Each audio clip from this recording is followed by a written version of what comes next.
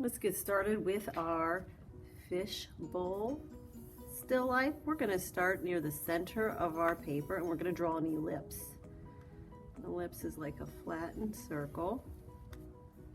Make it big enough so you can fit fish in there. If I look, this is about as big as my hand. Now I'm going to do 2 vertical lines going straight. Oops, sometimes that happens. It still works. Straight up. Now I'll draw another ellipse, curved line, and then a top curved line. And then this will put a little water line here for our fish. I'll draw that lightly, and another one. So we should have 3 ellipses, 1, 2, and 3.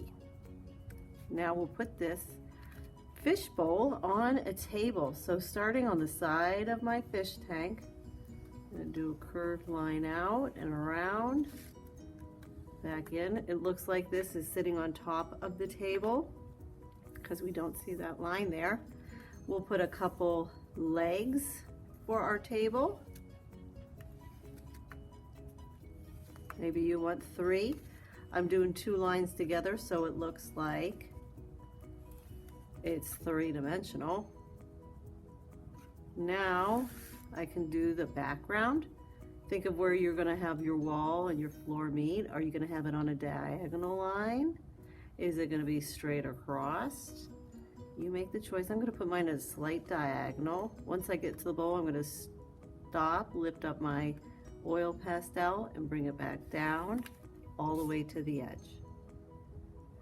Now maybe I'll put my fish in here. I'll start with an oval. I can add a triangle. Can you fit in a little eye? Do you want the top fin and bottom fin? Maybe I'll do another one going this way.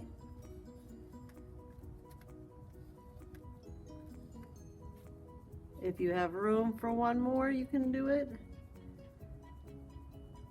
I'll just do part of one coming off.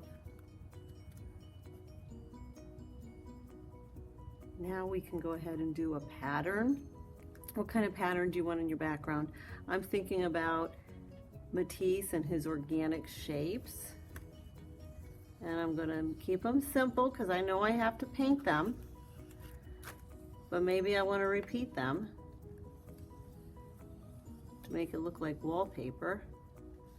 Maybe I like having one going off the page. You could do stripes if you wanted. You could do leaves.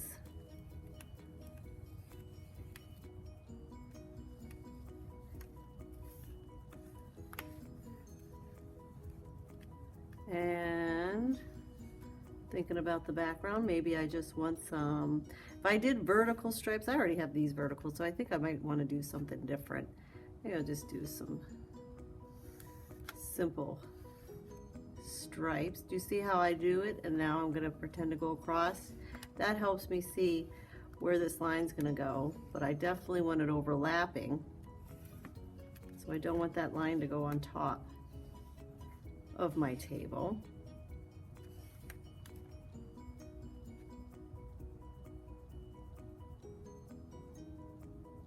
Yeah, I think I'll leave that like that.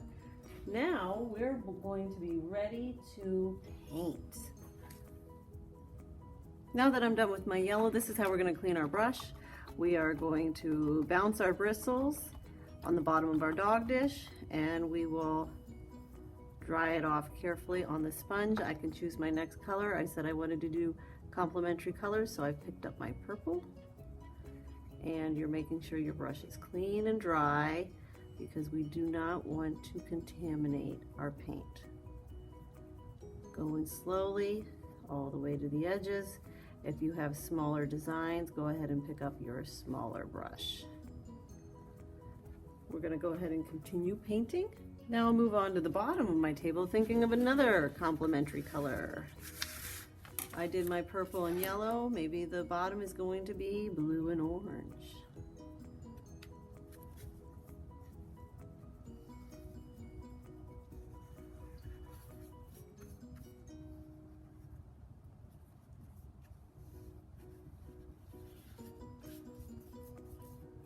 I have stripes, so I'm going to continue going across the page, doing the edges.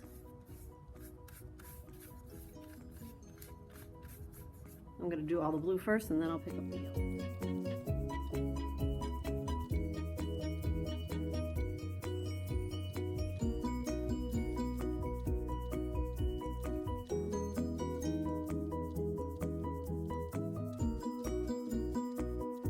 Now that this is dried, we are going to go over our lines again with our oil pastels. Take your time, go slow. This is going to help clean up our edges from our paint and help our shapes stand out. There we have our still life of fishbowl with our complementary colors.